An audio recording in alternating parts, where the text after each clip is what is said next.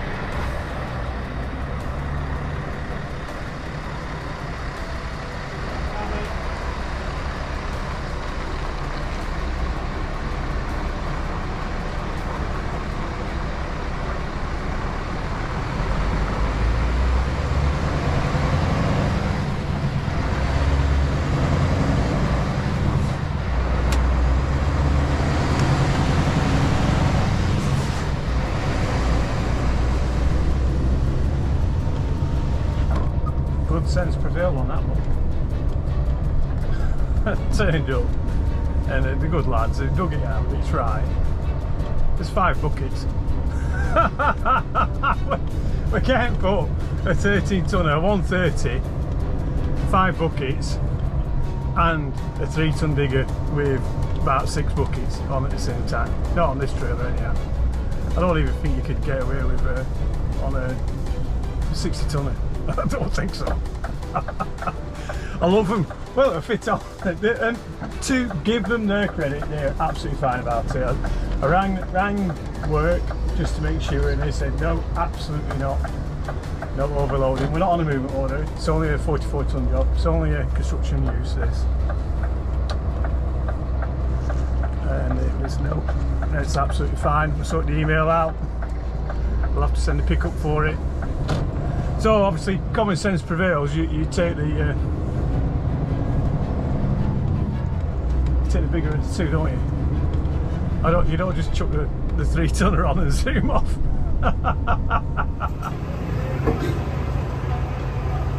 Turn around there. Let's get out to these ones. Try and stay off these guys' brand new paint.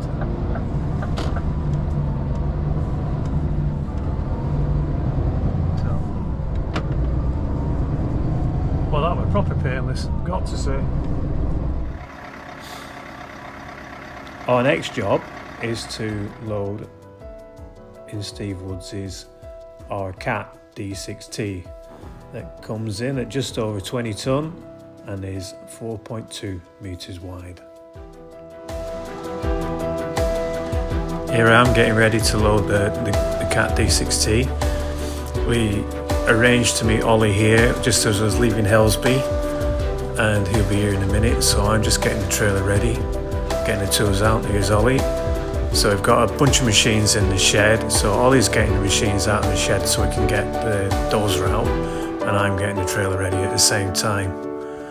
So we're getting the dunnage out there, ready laying it out. Big Komatsu's just come out. I've got somebody's Volvo just coming out. And that's us. So All's in the machine. There's no point swapping over. All's an excellent operator, so I get All to reverse the machine onto the trailer. There we go. No problem at all there. And that's us just finishing the markers off, just getting ready to go. We're off. So this is the interesting bit. It could be. We're just down here now. We've just got to slow down, stop, move mirror in. Come on, get through that.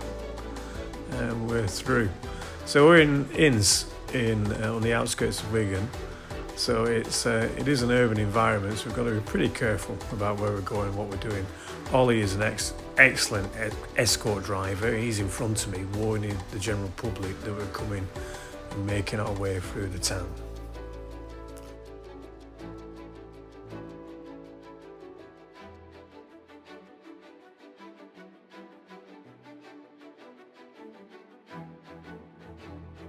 She's home. That wasn't too bad. We just go through how we do things so we know. So you can see that's our homemade markers. You can see why we have them like that. They're nice and wide there. So we've got the stock markers that come in a trailer. Well, actually that one's one that had to be replaced because the other broke. So we've got blocks down because we need to be set back a little bit, because we want to chain off securing points and pull to the front. We can't really come up to the neck because the towage will bang into the neck, so it doesn't fit like that. So that makes that, and you're pulling down a lot more. We're fortunate on this one that we've got these securing points up on the top there. They're actually for a ripper tooth ones. They're never got used, but they're quite sturdy things to secure off. So these are the rear markers that came with the trailer. To be quite honest, we probably should have turned those round to make sure that the marker was going to the full extent of the blade. But as the blade is painted red and white as well, we've left it as it was because that's just quicker and easier, to be quite honest. Painting a blade is a legitimate way of marking a blade up, so there you go, who knew. So that's fine. So, but you can see they are a bit of a fragile thing. I shall be taking these off later and store them in Olly's cabin over there. You can see here, that's where we've secured the chain. There is a securing loop here on this, what's it, track motor system I suppose it is, isn't it, really? On the chassis, so there's a big securing loop there, and that's a much better job pulling across there than running a single chain through that whole ring there. That's a much securer way of securing D6T, this is what it's been in Steve Woods' for. Just to get that fixed. So it's been in Steve Woods' to get all this undercarriage redone. So they do a good job, don't they? And does look. And we're in. Just started it up. So hydraulics, they're free. Handbrake, that's the handbrake there. That's the revs, a bit more revs. You don't need a lot, you only need that much. You can see the revs there, that's the counter. That's enough. Just remind myself, decelerator, that's the brake, and that decelerates. Change gear there, forward and reverse, and speed that you want to go, the ratios of the gears there. It's even got cruise control. How cool is that? So for those that don't know, this hand steers the machine along, and this hand operates the blade. You can't slew it, obviously. It's not a multi-pitch blade. It's on trunnions, which is why it's called a D6T. See? But you can move it a little bit like that. Can you see?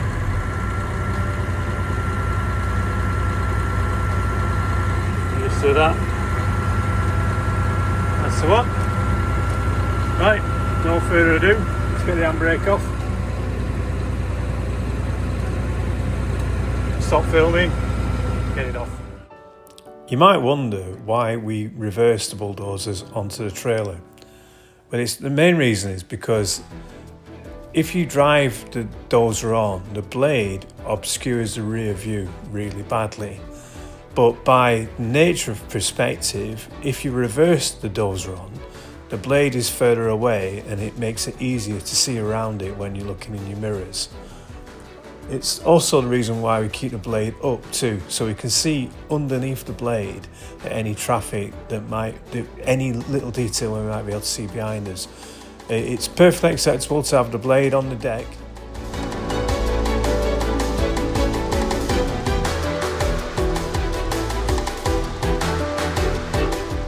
We've arrived, handbrake's on, see it there, slew lock, seat belt, where is it, seat belt, off, oh, turn the rest down, yeah, turn her off,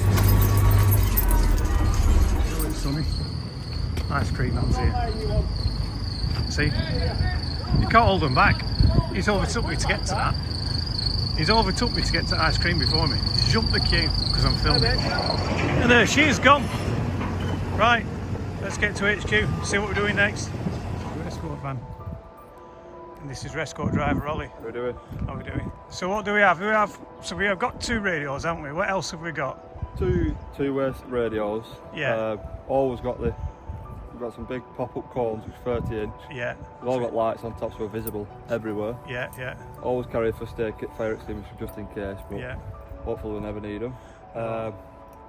Always carry a yellow jacket in case you're stopping on a motorway. Okay. You need to be seen. Yeah.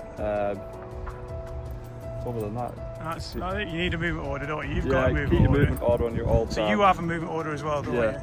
If I don't know where we're going, then we're screwed. Yeah, that's exactly it, isn't it? Yeah. So, and we've got the radios, and you have to have a clean license as well, don't you? Clean driving license to do this. So, yeah, brilliant. So that's it. Let's have a look at the back of it. I can never remember, is that chapter 11 or chapter 8? Chapter 8, innit? It's chapter 8 with Ivy's thing, so it's got to be the full height of the vehicle, hasn't it? So there we go. And it's actually Drew's van for going home. It's well, innit? Yeah, it looks smart. Yeah, it does look smart. Yeah, so Drew keeps it clean and tidy, and you're careful with it as well, aren't you? Always. Yeah, yeah. So it'd be mad if we didn't. Right, brilliant. Let's go work to do. Let's see you later, pal. Thank you for your help. We've got some fuel. We've had to come to where the bulkers get their fuel because there was no room in our yard, and I've got a lot to do tomorrow, so I need to have it full up.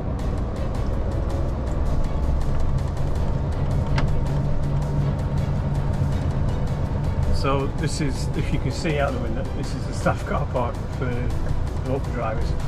and I am currently going the wrong way around the system, but my trailer won't go around any other way. So but there's plenty of room here, so what we're going to do, we're going to just a nice gentle U-turn. I hate U-turns. Don't do U-turns, it just knackers up your lorry. Just really does knacker up your lorry. But occasionally you need to do, just through common sense. Try and keep them as broad as you can get.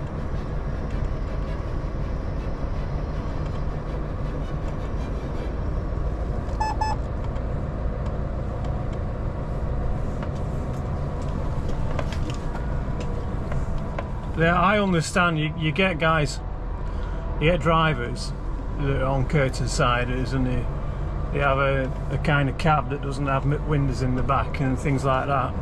So they'll do to me, what I think is an absolutely hideous, super tight U-turn, so they can reverse on the good side. Well, when I was a youth, we just had to do reversing. I think it's because I started off on flat trailers. I just got used to reversing blind side and clear side every time. To me, when eventually reversing clicked, and believe me, it took a long time to click, when it did, I had no problem reversing on the good side or the bad side. But even then, when I was a young driver, the lorry that I had, my first lorry, had windows in it. Had wind in the back and a window in the corner, which does make manoeuvring in awkward little spots a lot easier. It really does. Still got the beacons on. Crikey.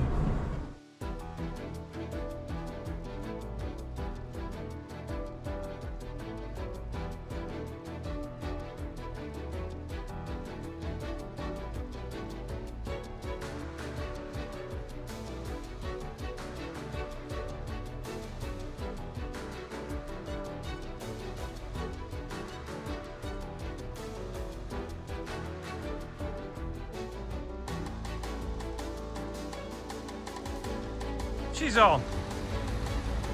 I was sorely tempted just to stick it on the old-fashioned way. I really were, but we better off in this job. You're better off doing it right, not doing it the right way, not the easy way. Although just chucking it on would have been such a doddle. But this is the way they have to be these days, so that's what we are.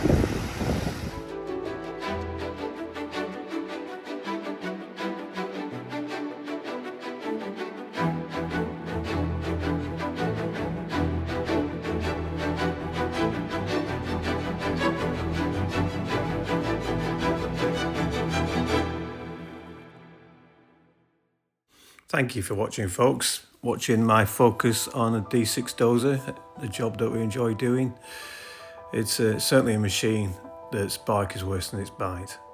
So please look out for our next episode, a week next Wednesday at 5 o'clock. Take care.